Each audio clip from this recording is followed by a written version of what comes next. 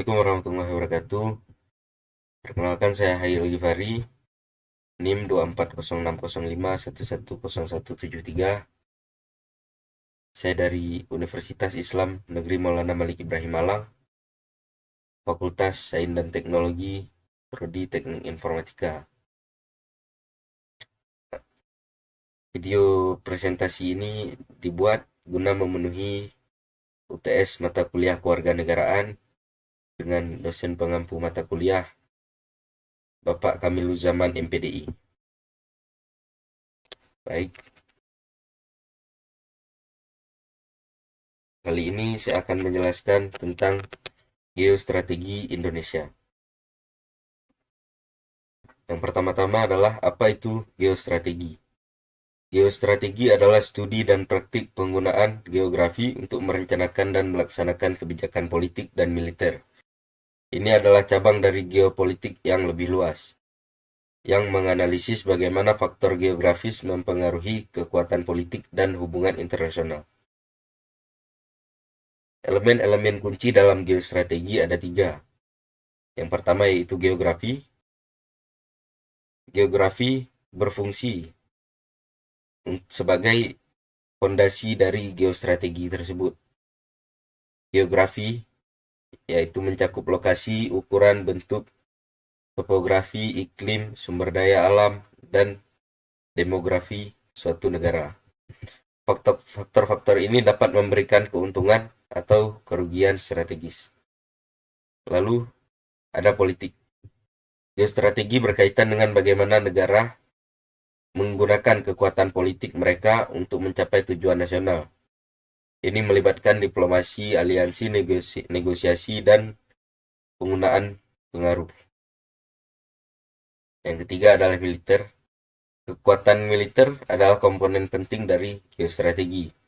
Negara menggunakan militer untuk melindungi kepentingan mereka, mencegah agresi, dan memproyeksikan kekuatan. Selanjutnya adalah aspek-aspek penting dari geostrategi. Yang pertama, lokasi strategis. Beberapa negara memiliki lokasi geografis yang sangat penting, seperti yang mengendalikan jalur perdagangan laut atau berada di persimpangan kekuatan regional. Yang kedua adalah sumber daya alam. Akses ke sumber daya alam seperti minyak, gas, mineral, dan air dapat memberikan keuntungan strategis yang signifikan. Lalu yang ketiga, wilayah dan perbatasan.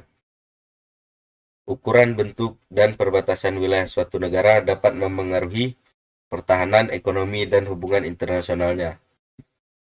Lalu yang keempat, populasi. Ukuran pertumbuhan karakteristik populasi suatu negara seperti usia, etnis, dan pendidikan dapat mempengaruhi kekuatan dan stabilitasnya. Lalu yang terakhir atau yang kelima adalah teknologi. Kemajuan teknologi, terutama di bidang militer dan komunikasi, dapat mengubah dinamika geostrategis.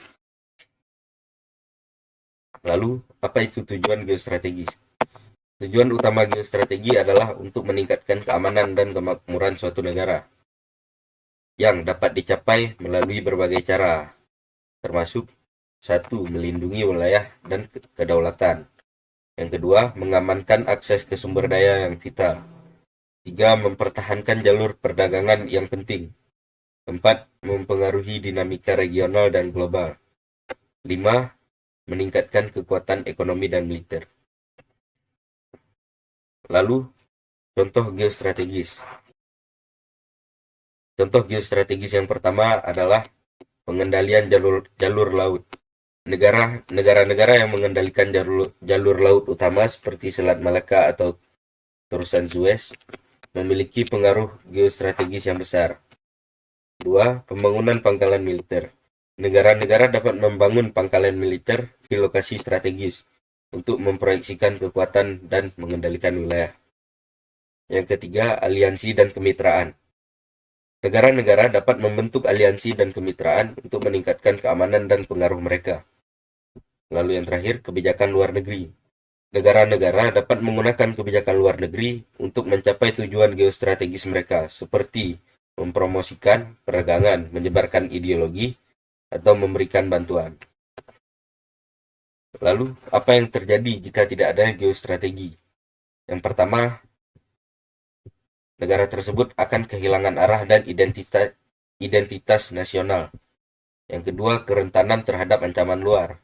Yang ketiga, ketidakstabilan politik dan keamanan. Lalu yang keempat, keterbelakangan ekonomi. Lalu yang kelima, kehilangan peran dalam hubungan internasional. Jadi kesimpulannya adalah geostrategi merupakan studi dan praktik penggunaan geografi dalam merencanakan serta melaksanakan kebijakan politik dan militer sebagai bagian dari geopolitik. Geostrategi menganalisis bagaimana faktor geografis mempengaruhi kekuatan politik dan hubungan internasional. Faktor-faktor geografis seperti lokasi, ukuran sumber daya alam, dan demografi suatu negara dapat memberikan keuntungan atau kerugian strategis. Geostrategi juga melibatkan penggunaan kekuatan politik dan militer untuk mencapai tujuan nasional seperti melindungi wilayah, mengamankan sumber daya, dan mempengaruhi dinamika global.